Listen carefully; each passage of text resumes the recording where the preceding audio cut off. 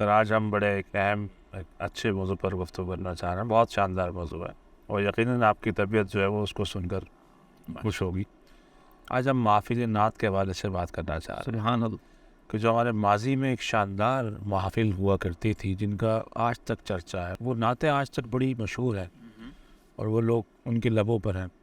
تو وہ کیا تھی, ذرا وہ اس ماضی سے لوگوں کو روشناس کروائیں, بتائیں کہ آپ نے جو ماضی کی محافل تھی وہ کیا تھی, کیوں اتنی شاندار, اتنی یادگار ہے آج تک.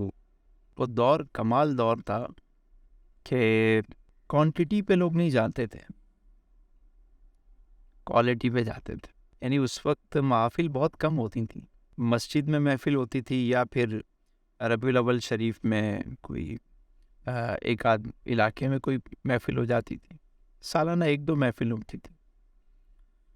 لیکن لوگوں کا ذوق بھی, پورا سال لوگ انتظار کرتے تھے اور لوگ اپنے فن میں بڑے ماہر ہوتے تھے, پڑھنے والے بھی. واہ, یعنی اگر فن خطابت ہے تو کمال, بلاغہ خطیب ہو. او ایسا خطیب, اور نعت شریف ہے تو وہ بھی مطلب کمال انداز. یعنی اس طرح کے, اور نقابت کرنے والوں کا انداز بھی خوب ہوتا تھا.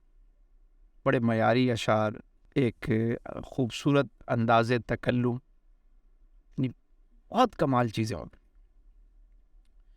اور لوگ تیار ہو کے آتے تھے, یعنی نہا دھو کر, ٹوپی پہن کر, باوضو ہو کر, خوشبو لگا کر محفل میں آ کے بیٹھ. یعنی پوری توجہ جو ہے نا وہ محفل میں. کئی دن پہلے سے لوگ تیاری کر رہے ہوتے تھے کہ مطلب سالانہ تیاری سمجھو پورے سال ہی اس کی رہتی تھی. محافل کی تعداد کم ہونے کی وجہ سے, اور ثنا خوانوں کو بھی کوئی جلدی نہیں ہوتی تھی, خطیب کو بھی کوئی جلدی نہیں ہوتی تھی. لوگ بڑے اطمینان سے بیٹھتے تھے, سب ایک دوسرے کو سنتے تھے, بڑے ادب والا ماحول ہوتا تھا. یعنی کہ یہاں پڑھا وہاں گئے, وہاں پڑھا وہاں گئے, بھاگم بھاگ نہیں, سکون, ہر چیز میں سکون. کیونکہ لوگ اس محفل میں آتے ہی سکون کے لیے تھے. وہ یہ کہتے تھے کہ جب نہیں ملتی کہیں سے بھی سکون کی دولت, تیری محفل تیرے دیوانے سجا لیتے. واہ, اور وقت کی عملی تفسیر. وقت کی قید نہیں ہے یہ کرم کی باتیں. یہ میں نے اشعار اس وقت سنے تھے اور مجھے آج بھی یاد ہے.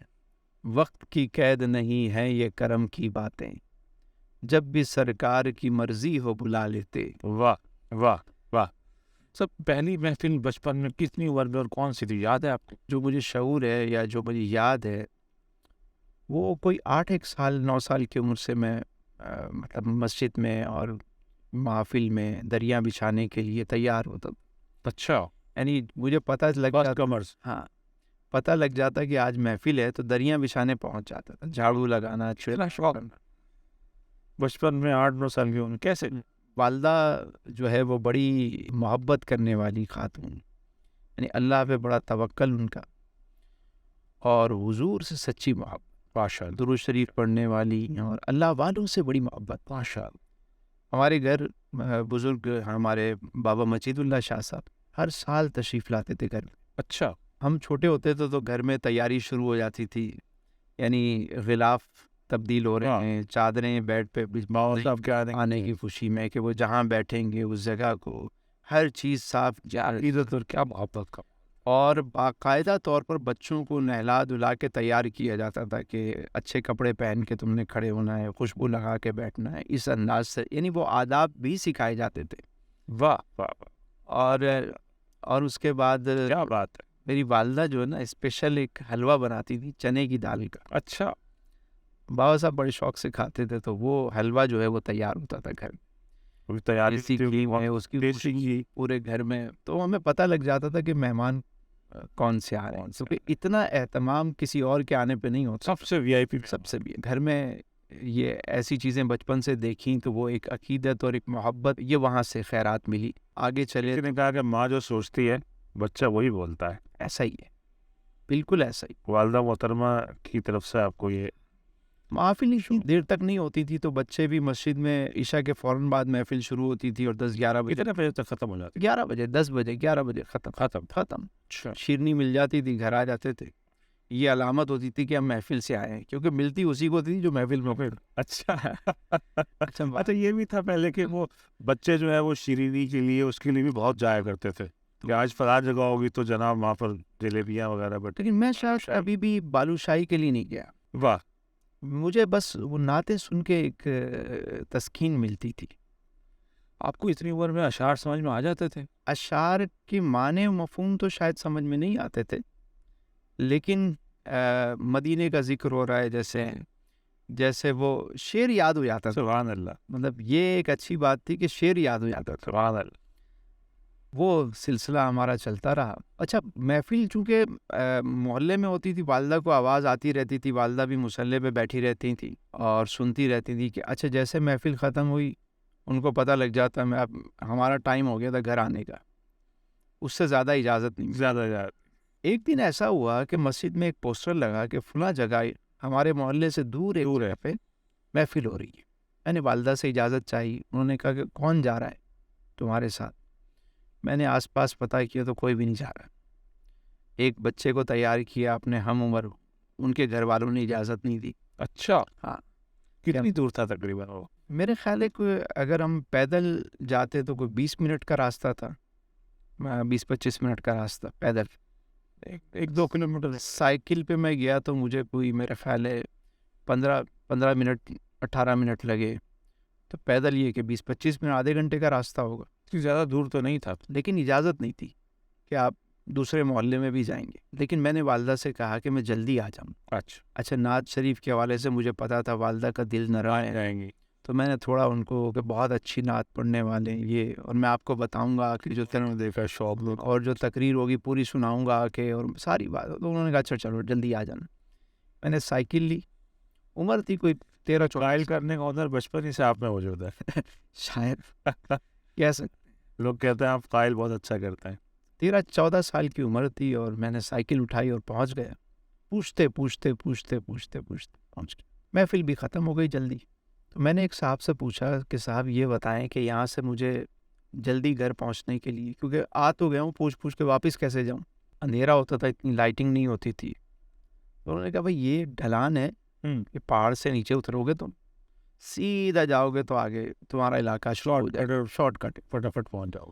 اچھا انہوں نے یہ تو بتا دیا، اس کے آگے والی بات نہیں بتائی۔ اچھا کوئی اور بات بھی تھی؟ بات بڑی عجیب ہے۔ اچھا میں نے سائیکل جیسے ہی ڈھلان سے نیچے اتاری تو سائیکل کی سپیڈ تیز ہو گئی۔ ظاہر ہے آپ ڈھلان سے اتر رہے ہیں، پیڈل کی بھی ضرورت نہیں ہوتی، وہ تو خود ہی کچے پکے راستے کی وجہ سے چین اتر گئی۔ جہاں جا کے سائیکل رکی تو وہ دونوں طرف قبریں، قبرستان، بیچ میں رستہ بنا ہوا ہے۔ رات کا ٹائم، بچہ، چین اتر گئی سائیکل کی۔ سائیکل کھڑی کی اور سوچا کہ چین چڑھاؤں گا پھر آگے جاؤں گا۔ اتنے میں اپنے کام میں مصروف ہوا، پیچھے مڑ کے دیکھا تو ایک صاحب چلے آ رہے ہیں۔ دور سے مجھے لگا کہ کوئی وائٹ کپڑے پہن کے کوئی آ رہا ہے۔ میں نے تسلی ہوئی کہ چلو کوئی بندہ بھی آ رہا ہے۔ تو اب میں اپنے کام میں بیزی ہوں اور مجھے لگا آہستہ آہستہ کوئی صاحب میرے قریب آتے جا رہے ہیں، یعنی میں نے اندازہ لگا لیا کہ اتنے منٹ میں ہی میرے قریب آ جائیں گے۔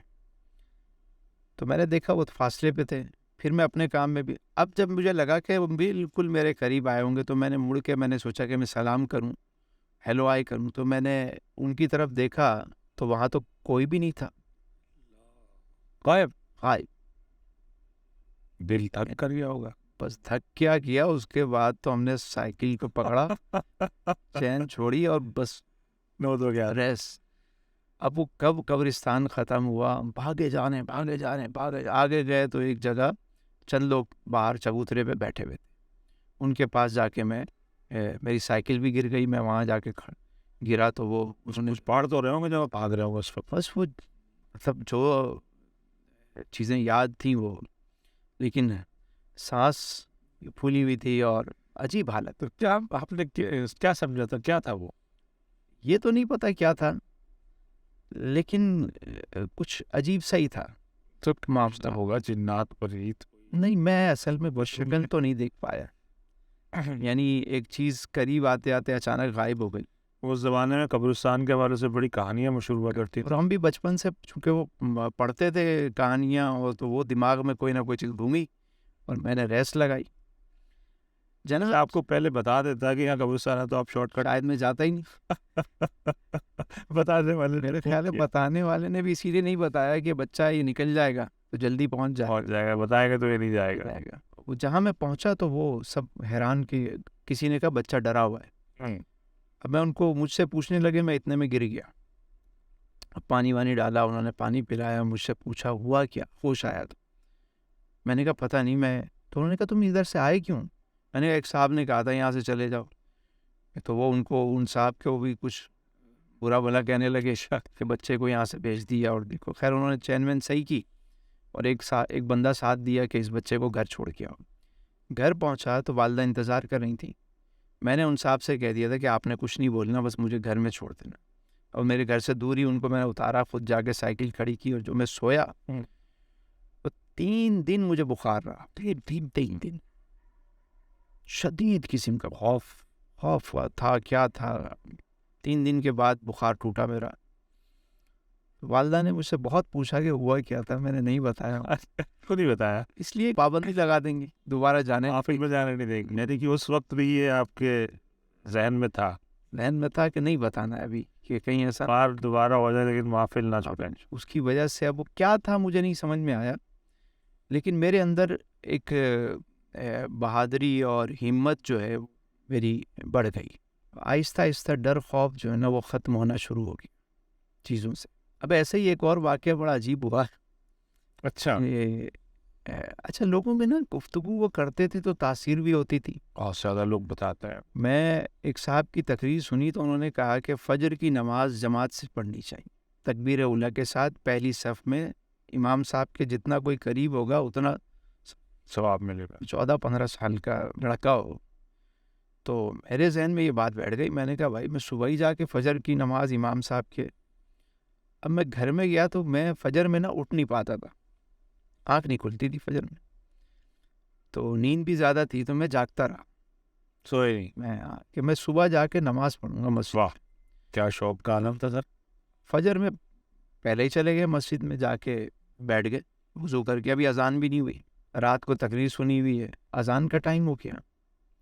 مؤذن صاحب نے اذان دی, آہستہ آہستہ لوگ آنا شروع ہو گئے. ہماری مسجد کے امام تھے, ان کا نام تھا غلام محی الدین. غلام محی الدین, ہاں, اللہ تعالیٰ انہیں ماشاء اللہ غریق رحمت کرے. ان کا انتقال ہو گیا, ابھی مجھے خبر ملی تھی. ان کا طریقہ یہ تھا کہ وہ ہماری مسجد کے امام تھے. فجر کی نماز میں نا وہ جب آتے تو پہلے تو لائٹ بند کر دیتے تھے. کہتے تھے کہ میاں فجر کی نماز جو ہے وہ اندھیرے میں ہوتی ہے. اندھیرے میں ہوتی ہے, مطلب ان کا کانسیپٹ یہ ہوتا تھا کہ بھائی لائٹ فجر میں نماز میں, اندھیرے میں نماز کا ٹائم ہے, اجالے میں تھوڑی نماز ہوتی ہے. خیر تو وہ کہتے تھے بھائی اندر کی لائٹ بند کر. بات تو صحیح, اجالا آتا ہے تو وقت ختم ہو جاتا ہے. بہرحال اب وہ لائٹ بند کرا دیتے تھے کہ نماز. اہم نقطہ ہے, تو اس پہ ذرا تھوڑی سی اب یہ تو اہل علم اس پہ روشنی ڈالیں گے کہ وہ کہاں تک ان کا فلسفہ صحیح تھا. ہم یہ دیکھتے تھے کہ فجر میں وہ لائٹ بند کروا دیتے, اندر کی جہاں نماز ہو رہی ہوتی تھی وہاں کی لائٹ بند, لوگ آ کے شریک ہوتے جاتے. اچھا فجر میں وہ پہلی رکعت طویل بھی بہت کرتے تھے. میں جا کے بالکل امام صاحب کے پیچھے کھڑا ہو گیا. پیچھے کھڑا ہو, پوری رات کا جاگا ہوا بچہ, اور اندھیرا, لائٹ بند, اور اوپر سے قرات لمبی شروع ہوئی. تو اب مجھے بھیونکے آنا شروع ہو گئے, کیونکہ وہ اتنا سکون مسجد میں, تو نیند تو آتی ہے. تو میں ایک دفعہ مجھے جھٹکا لگا تو میں نے اپنے آپ کو سنبھال. دوسری دفعہ جب مجھے جھٹکا لگا تو میں سیدھا جا کے امام صاحب کے اوپر گرا. امام صاحب نے فوراً مطلب کہا لا حول ولا قوت الا باللہ. اب وہ نیچے, میں اوپر.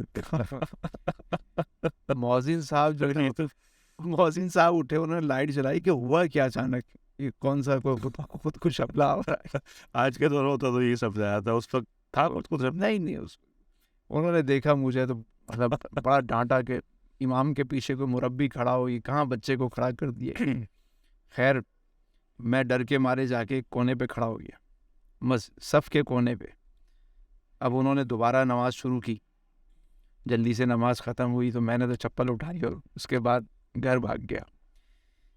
تو یہ بچپن کے قصے یہ تھے. اس قصے میں بڑی اہم بات جو ہے وہ مجھے معلوم ہوئی ہے کہ مطلب جو امام صاحب تھے غلام محی الدین صاحب، اس کی بات میں کتنا اثر تھا.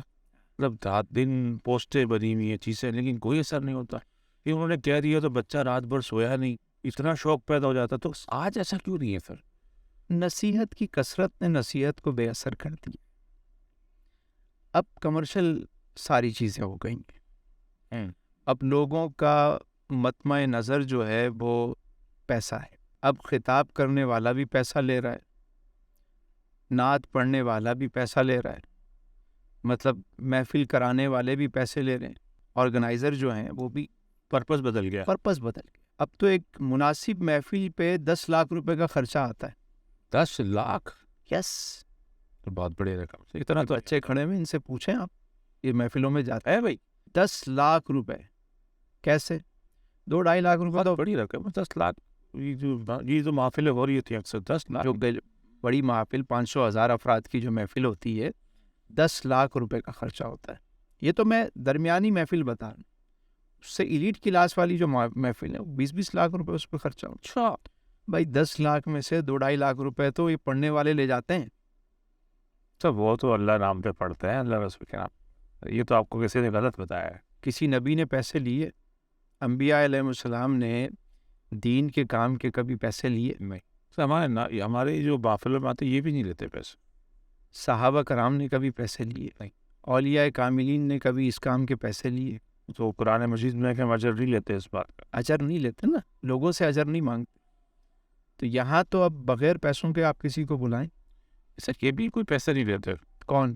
جو ہمارے محفل میں ہے یہ کتنی محفلیں ایسی ہوتی ہیں پوری کراچی میں؟ سر کوئی نہیں لیتا، سب فی سبیل اللہ. پیٹرول بھی خود اپنا خرچ کر کے آتا ہے. میں چونکہ اس ماحول کو بہت اچھے طریقے سے جانتا ہوں. کئی بڑے بڑے لوگوں کے میں نے خود انٹرویو سنے دیکھے ہیں، انہوں نے کہا یہ لوگ الزام لگاتے ہیں، جھوٹ بولتے ہیں، ہم تو کوئی پیسے نہیں لیتے. خود نہیں لیتے وہ. اچھا. ہاں خود نہیں لیتے، مگر انہوں نے جو ساتھ میں رکھے ہوتے ہیں وہ ساری ڈیل وہ کرتے ہیں. 2-2.5 لاکھ روپے تو محفل میں وہاں چلے جاتے ہیں جو یہ پڑھنے والے لیتے ہیں. 1-1.5 لاکھ روپے ساؤنڈ والا لے لیتا ہے. ٹھیک ہے، پھر مووی کیمرہ یہ وہ اسٹیج باقی چیزیں، اور آخر میں جو کھانے پینے کا لنگر ہے آپ سب کو کیلکولیٹ کریں. اگر ہال میں تو 2.5 لاکھ 10 لاکھ سے اوپر چلا گیا کسٹمر. اگر ہال میں تو 2-2.5 لاکھ روپے ہال کا کرایہ ہے. آپ سارا ڈالیں، آپ دیکھیں پیکیج کہاں جاتا ہے. اگر یہی محافل جیسے پہلے ہوتی تھیں مساجد میں، مجھے بتائیں اگر ایک محفل مسجد میں ہو اور 10 لاکھ روپے مسجد والوں کو دے دیے جائیں تو کیا مسجد کا ماحول چینج نہیں ہو جائے گا؟ کیوں دے دیں مسجد میں؟ ہمارا نام کیسے ہوگا؟ ہمیں کون جانے گا؟ ہم اتنے بڑے عالم ہیں، اتنا بڑا تنظیم ہے. سر آپ کی کیسی بات کر رہے ہیں؟ تو یہ جو باہر ممالک میں جتنی محافل ہوتی ہیں، یا تو مساجد چونکہ مرکز ہے، اسلامک سینٹر ہوتا ہے، وہ مرکز ہوتا ہے، سارے معاملات وہیں ہوتے ہیں. دیکھیں مسجد نبوی شریف کو اگر آپ دیکھیں، عہد رسالت کو آپ دیکھیں کہ اس وقت جو معاملات ہوتے تھے سارے مسجد میں ہوتے تھے. علم سیکھنے والے بھی مسجد میں بیٹھے ہوئے ہیں، جی. سکھانے والے بھی مسجد میں بیٹھے ہوئے ہیں. کوئی ملنے والا آ رہا ہے، مہمان آ رہا ہے تو مسجد میں آ رہا ہے. ساری ایکٹیویٹیز کا مرکز جو ہے نا وہ مسجد. ہم نے مسجدوں سے اپنے آپ کو دور کر لیا ہے. مجھے بتائیں ایک محفل پہ خرچہ 10 لاکھ روپے آ رہا ہے. یہ 10 لاکھ روپے اگر آپ مسجد میں دے دیں، ساؤنڈ سسٹم بھی مسجد کا بہتر ہو جائے، انتظام انسرام بھی ہو جائے. میں تو آپ سے عرض کر رہا ہوں کہ کیوں دے دیں؟ ہم جو پیسے خرچ کرتے ہیں تو ہماری تنظیم ہے، ہمارا نام ہے، وہ تو پھر کوئی جانے گا نہیں. یہی بندہ جو باہر کروا رہا ہے یہی جب مسجد میں کرائے گا تو پورا محلہ اس کو بھی تو جانے گا نا. وہ تو مسجد والوں کو جانے گا. تو پھر آپ نام و نمود کے لیے کر رہے ہیں. سر نام تو تھوڑا چاہیے ہوتا ہے نا سر. نام اتنا سخت نہ ہونا، تو تھوڑی سی گنجائش تو رکھیں. ہم نے کب کہا کہ آپ اپنا نام نہ لکھیں؟ آپ بڑا سا بینر لگاتے ہیں مسجد پہ، لیکن مسجد والوں کو 10 لاکھ روپے دیتے ہیں. وہاں مدرسہ ہے، بچے پڑھتے ہیں، چیزیں ہیں، ان کے کام آ جائیں گے یہ پیسے. دوسری بات یہ جو آپ روڈ بلاک کر دیتے ہیں، راستے بلاک کر دیتے ہیں، مطلب یہ اسلام میں کہاں آپ کو کس نے اجازت دی کہ آپ لوگوں کے دروازے سارے بلاک کر دیں؟ تو کبھی کبھی کرتا ہے. کبھی کبھی بھی یہ پرمیشن کس نے دی آپ کہ آپ کسی کا دھرنے لگا کے کئی دن پوری سڑکیں بند کر دیتے تو چھوٹا موٹا ان کو اجازت کس نے دی؟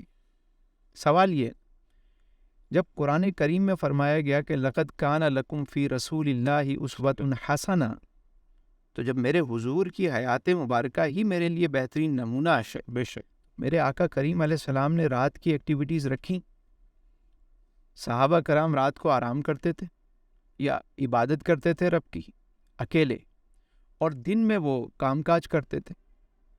ہم نے پوری رات لوگوں کو جگانا ہے، ہمارا تو شب بیداری تو دین کا خاص جزو ہے، تو وہ انفرادی طور پہ ہے نا، انفرادی طور پہ ہے نا کہ آپ شب بیداری اکیلے تو کریں۔ اجتماعی عمل تو زیادہ مضبوط ہے ہمارے یہاں، مطلب ہمارا دین تو اجتماعی عمل کو زیادہ فوقیت دیتا ہے۔ آپ دیکھیے شب بیداری جہاں بھی ملے گی وہ انفرادی فعل ہے اس میں، اور اگر کوئی تہجد بھی نماز پڑھنا چاہتا ہے اس کے لیے بھی سونا شرط ہے۔ اچھا، آپ رات کو عشاء کے بعد اپنا آرام کریں اور اٹھ کے جو ہے نا وہ قیام اللیل کریں، عبادت کریں، آپ کو کس نے روکا ہے؟ یہ پکی بات ہے کہ شب بیداری اجتماعی انفرادی ہے۔ انفرادی عمل ہے کہ بندہ اپنے رب کے حضور حاضر ہو اور راز و نیاز کی بات کرے، جو بھی کہنا چاہتا ہے، گزارشات کرے۔ تو وہ چیزیں آپ دیکھیں کہ ایک اس کو کمرشل بنا دیے، پوری راتیں جاگتے ہیں لوگ۔ اب وہ تو ان کا تو کام ہے، انہیں تو لفافے مل جاتے ہیں جو باقی لوگ ہیں۔ جس محلے میں آپ محفل کر رہے ہیں وہاں تو آپ نے سب کو محصول کر دیا نا، پوری رات اتنے تیز ساؤنڈ آ گئے۔ تقریباً ہمارے یہاں تقریباً تمام جتنے بھی مکاتب فکر ہیں سب کیا یہی ہے، مطلب رات ہی کو، یا خاص طور پر ہمارے شہر کراچی میں تو وہ تو رات 2-3 بج جاتا ہے۔ دیکھیں اللہ کے رسول صلی اللہ علیہ وسلم نے ایک جنگ کے موقع پر کچھ صحابہ نے رستے میں خیمے لگا دی، چلنے کا راستہ تھا وہاں، تو آپ نے منع فرمایا اور ارشاد ہوا کہ ان سے کہہ دو کہ جنہوں نے راستے میں خیمے لگائے ان کا جہاد قبول نہیں ہے۔ اللہ، یعنی اس طراری کیفیت حالت جنگ ہے، اس میں بھی راستے بلاک کرنا منع ہے، تو آپ کسی کے دروازہ بند کر دو، کسی کے گھر کے آگے اتنا بڑا مائک لگا دو آپ، ساؤنڈ سسٹم، اس کا جینا دوبھر کر دو آپ۔ تو یہ اجازت تو دین نے نہیں دی نا آپ، دین نے کس چیز کی اجازت دی ہے؟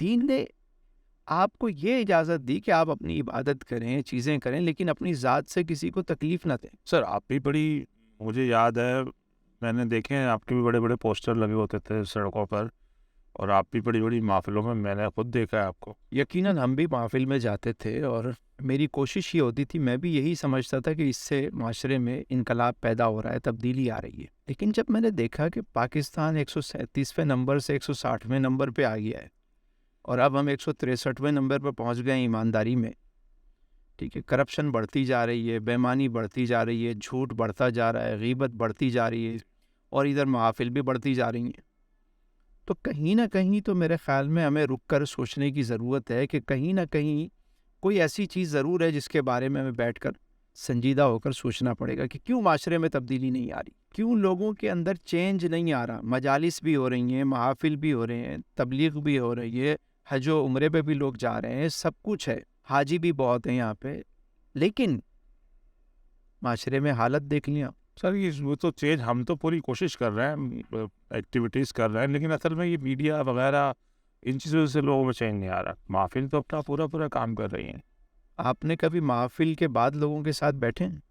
بیٹھا ہمارے یہاں غیبت سینٹر ہیں، جو یہ چائے کے ہوٹل ہیں، بیٹھ کر پھر وہاں ایک دوسرے کے خلاف جو مغلسات پکے جاتے یہ اثر نہیں ہے، جیسا آپ نے جو غلام محی الدین امام صاحب کی بات بتائی کہ ایک بات کا وہ اثر ہم نے بھی بچپن میں دیکھا ہے لوگوں کا، آج وہ بالکل نہیں ہے۔ کیوں نہیں ہے؟ کیونکہ اب کمرشل کام ہو گیا ہے، پڑھنے والوں کو بھی جلدی ہے، 4 محفلوں میں پہنچنا ہے انہیں، مطلب ایک افراتفری ہے، اس کو ایک رسم بنا لی، روٹین ورک۔ یعنی فلسفہ رہ گیا، تلقین غزالی نہ رہی، رہ گئی رسم اذاں، روح بلالی نہ رہی۔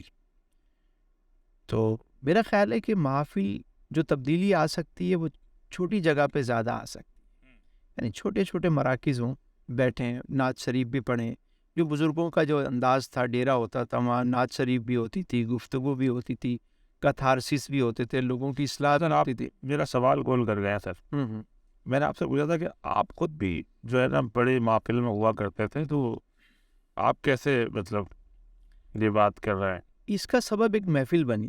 اچھا، ہاں، میں بھی یہ سمجھتا تھا کہ ایک مطلب ایک بہت بڑا ہم جہاد کر رہے ہیں، سب آپ کا کام ہے.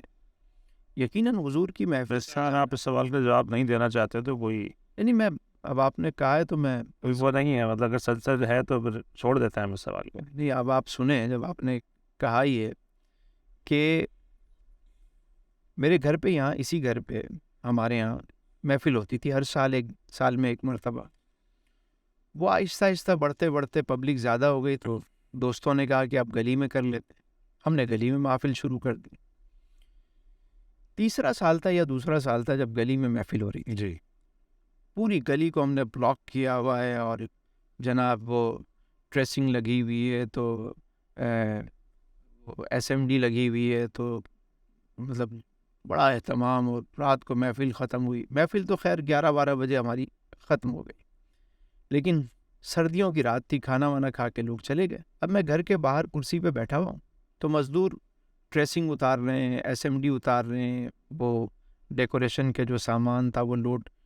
تو وہ شور بہت ہو رہا ہے، یعنی پنکھے بند ہیں گھروں میں، سناٹا ہے اور شور. میں نے ان سے آواز گونجتی ہے رات. میں نے ان سے کہا بھائی صاحب ذرا آرام سے. کہنے لگے صاحب یہ کام ایسے ہی ہوتا ہے، ہتھوڑے مار رہے ہیں تو وہ زنجیریں کھینچ رہے ہیں تو وہ ٹریسنگ چل رہی ہے. تو اب مجھے پتہ ہے میرے محلے میں کچھ لوگ بیمار بھی ہیں جنہیں میں جانتا ہوں ذاتی طور پہ. بچے ہیں، صبح انہوں نے اسکول جانا ہے، باقی معاملات ہیں. اب مجھے تکلیف شروع ہوئی کہ یار یہ کیا کیا میں نے لوگوں کو ایک نیک کام کے کرنے کے لیے لوگوں کو تکلیف دینا شروع کر دی. میری وجہ سے کتنے لوگوں کو تکلیف ہوئی، کتنے لوگوں کے گھر بلاک ہوئے. تو یہ چیز مجھے آہستہ آہستہ مطلب پریشان کرنے لگی. میں سوچتا رہا کیا کروں کیا کروں کیا کروں.